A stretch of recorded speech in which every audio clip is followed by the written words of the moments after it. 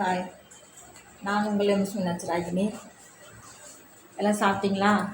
இன்றைக்கி சண்டே, எல்லா வீட்லேயும் சண்டே ஸ்பெஷல். அப்புறம் இந்த பெண்களுக்கெல்லாம் சொல்கிறேன், நான் நிறையா சொல்லியிருக்கேன் பெண்களுக்கு. எனக்கு வயசு 46. இப்போவும் எனக்கு அம்மா வேணும்னு தோணுது மனசுக்கு. அம்மா வேணும்னு நினச்சி நான் அழுகாத நேரம்லாம் கிடையாது. இந்த உலகத்தில் நம்மளுக்கு எது வேணுனாலும் இல்லாமல் இருக்கலாம். கிட்னி இல்லாமல் இருக்கலாம், கண் இல்லாமல் இருக்கலாம், மூக்கு இல்லாமல் இருக்கலாம், அழகு இல்லாமல் இருக்கலாம், கருப்பாக இருக்கலாம், கால் இல்லாமல் இருக்கலாம், என்ன வேணாலும் நம்ம உடம்புல இல்லாமல் இருக்கலாம். ஆனால் நம்ம அம்மா இல்லாமல் நம்ம இருக்கக்கூடாது. ஒரு பொண்ணு இந்த உலகத்தில் தாய் இல்லாமல் இருக்கவே கூடாது. தாய் இல்லைன்னு வச்சிங்களேன், பொண்ணுக்கு எதுவுமே இல்லை. தாய் இல்லைன்னா சகலமும் நம்மளோட முடிஞ்சு போச்சுன்னு அர்த்தம். எனக்கு 46 வயசு ஆகுது. இன்னமும் நான் எங்கள் அம்மா நினச்சி அழுகுறேன். இந்த நிமிஷம் வரைக்கும் நான் எங்கள் அம்மானால நான் அழுகுறேன். எங்கள் அம்மா இல்லை. எங்கள் அம்மா என்னை 3 வயசு வரைக்கும் வச்சு வளர்த்தாங்க. 3 வயசு வரைக்கும் எங்கள் அம்மா 3 வயசில் 7 வயசு வரைக்கும் எங்கள் அம்மா என்ன வச்சுருந்தாங்க. மூணாவது படித்தேன். 7 வயசு வரைக்கும் எங்கள் அம்மா இருந்தாங்க. இந்த 7 வயசு வரைக்கும் எங்கள் அம்மா 100 வயசுக்கான செல்லத்தை என்னை கொடுத்துட்டாங்க. எங்கள் அம்மா என்னை விட்டு போகிறங்கிறதுனால தான், பிரிகிறதுனால தான் அந்த செல்லமாக என்னை வளர்த்தாங்களோ என்னமோ எனக்கு தெரியாது. 100 வயசுக்கான செல்லத்தை எனக்கு 7 வயசுக்குள்ளே கொடுத்துட்டாங்க. இன்றைக்கி நான் அம்மாவை தேடுறேன். எங்கள் அம்மா இருந்தால் என்னோடய வாழ்க்கை மாறி இருக்குமோ, நான் நல்லா இருப்பானோ அப்படின்னு நினச்சி நான் அழுகுறேன். ஆனால் தாய் இருக்கிறவங்களுக்கு தாயோட அருமை தெரியல. தாய் ரொம்ப அலட்சியப்படுத்துகிறாங்க. என் வாழ்க்கையில் நான் பட்ட கஷ்டமெல்லாம் கொஞ்சம் நஞ்சமெல்லாம் இல்லை எங்கள் அம்மா இல்லாமல். இன்ன வரைக்கும் நான் கஷ்டப்படுறேன்.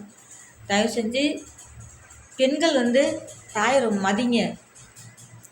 தாய் இருக்கையிலே அவங்கள அள்ளி அணைச்சிங்க. செத்ததுக்கப்புறம் அழுதோ புலம்பியோ அவங்க வரமாட்டாங்க. தாய் ஆணாக இருந்தாலும் சரி, பொண்ணாக இருந்தாலும் சரி, தாய் இருக்கையிலேயே அள்ளி அணைச்சிங்க. தாய்ங்கிறவங்க தெய்வத்துக்கு மேலே.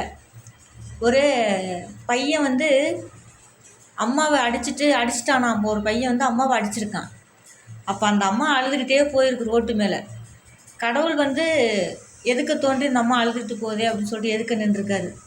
நின்று அம்மா உனக்கு என்ன வர வேணும் கேளு, நான் தர்றேன்னு சொல்லியிருக்காரு. அதுக்கு அந்த அம்மா உடனே கண்ணை தொடச்சிட்டு கேட்டுச்சாமா, ஐயா சாமி என் பிள்ளைக்கு நல்ல வரம் கொடு, என் பிள்ளை நல்லா இருக்கணும்னு கேட்டாங்களாம்மா.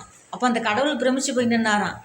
நம்மளோட பெரிய சக்தி தாய் சக்தி அப்படின்னு நினச்சாராம். அந்த மாதிரி என்ன செஞ்சாலும் நம்மளை மன்னிக்கிற ஒரே தெய்வம் நம்ம அம்மா மட்டும்தான்.